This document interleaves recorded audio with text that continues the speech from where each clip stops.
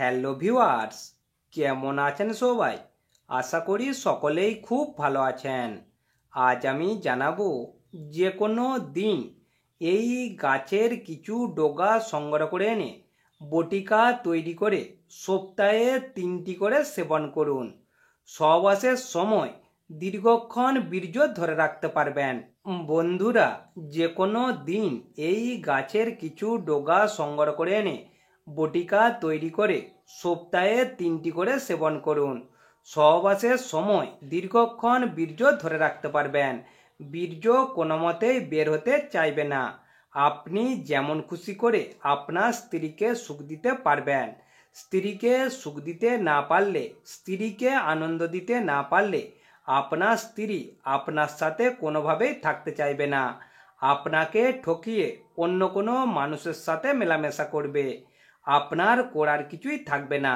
যদি আপনি আপনার স্ত্রীকে কোনো সুখ না দিতে পারেন, তাহলে আপনার স্ত্রী আপনার কাছে থাকবে না। আপনি যদি আপনার স্ত্রীকে সুখ দিতে পারেন, তাহলে আপনার স্ত্রী আপনার কাছেই থাকবে, আপনাকে প্রচুর ভালোবাসবে। আপনি আপনার স্ত্রীকে টাকা পয়সা, অর্থ, ধনসম্পদ না দিলেও কোনো অসুবিধা নেই, কিন্তু যৌবনে সুখ না দিতে পারলে, সহবাস ঠিকঠাক না করতে পারলে অনেক অসুবিধা আছে। আপনার স্ত্রী অন্য কারো সাথে সম্পর্ক করে ফেলতে পারে। আপনার স্ত্রী আপনাকে ছেড়ে দিয়ে অন্য কোনো পুরুষের সাথে বেরিয়ে যেতে পারে। আপনার স্ত্রী সবসময় বাড়িতে যে কোনো বিষয় নিয়ে প্রচুর ঝগড়া অশান্তি করতে পারে। এই সব জিনিসগুলি থেকে বাঁচতে চাইলে এবং দীর্ঘক্ষণ বীর্য ধরে রেখে স্ত্রীকে আরাম দিতে চাইলে পুরো ভিডিওটি প্রথম থেকে শেষ পর্যন্ত দেখবেন। প্রথম থেকে শেষ পর্যন্ত না দেখলে আপনি কখনোই ঠিকঠাক জায়গায় পৌঁছতেই পারবেন না।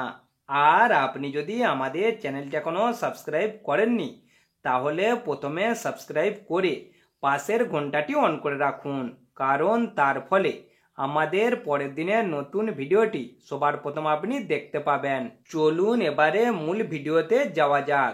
যে কোনো দিন এই গাছের কিছু ডগা সংগ্রহ করে এনে বটিকা তৈরি করে সপ্তাহে 3টি করে সেবন করুন। আপনার সহবাসের সময় দীর্ঘক্ষণ আপনি বীর্য ধরে রাখতে পারবেন। বীর্য কোনো মতেই বের হতে চাইবে না। আপনি যেমন খুশি করে আপনার স্ত্রীকে আনন্দ দিতে পারবেন।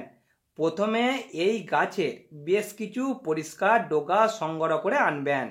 এরপর ডগাগুলিকে পরিষ্কার জল দিয়ে ভালোভাবে ধুয়ে নেবেন। ডগাগুলি ধোয়া হয়ে গেলে ডগাগুলিতে ভালো করে খাঁটি মধু মাখিয়ে রোদে একটি পাত্রে করে শুকোতে দিয়ে দেবেন। খুব ভালো করে শুকিয়ে গেলে শিলবাটাতে মিহি করে গুঁড়ো করে নেবেন। গুঁড়ো করা হয়ে গেলে একটি পাত্রে রেখে আবার মধু মিশিয়ে ভালোভাবে হাতে করে মাখিয়ে নেবেন। মাখাটি যেন ঠিক ময়দা মাখার মতন হয়। মাখা হয়ে গেলে ছোট ছোট ট্যাবলেটের মতো বটিকা তৈরি করে আবার রোদে ভালোভাবে শুকিয়ে নেবেন। শুকনো হয়ে গেলে একটি কাঁচের শিশিতে ভরে রেখে দেবেন। এরপর নিয়ম করে রাত্রে খাওয়া দাওয়া হয়ে গেলে ঠিক ঘুমোতে যাবার 15 মিনিট আগে একটি বটিকা খেয়ে নেবেন। তারপর স্ত্রীর সাথে যেমন খুশি করে সহবাস করুন এবং স্ত্রীকে সুখ দিন। স্ত্রীর মনের কামনা বাসনা পূরণ করুন এবং স্ত্রীকে নিজের করে রাখুন। তবে এই বটিকাগুলি প্রতিদিন খাবেন না, নিয়ম করে সপ্তাহে 3টি খাবেন। যাদের মনের বাসনা খুব বেশি, তারা সপ্তাহে বড়জোর 4টি খাবেন, তার বেশি কোনো মতেই খাবেন না।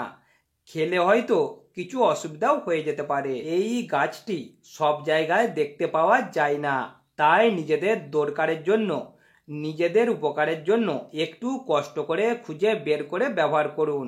ভিডিও চলাকালীন আমি সব কিছুই জানিয়ে দিয়েছি, শুধুমাত্র এই গাছটির নাম বলিনি। এই গাছটির নাম বাদামবুড়ি। এই বাদামবুড়ি গাছের কিছু ডগা সংগ্রহ করে আমি যেভাবে বলেছি, যদি আপনারা ঠিকঠাকভাবে করতে পারেন, অবশ্যই কাজ পাবেন, অবশ্যই উপকার পাবেন।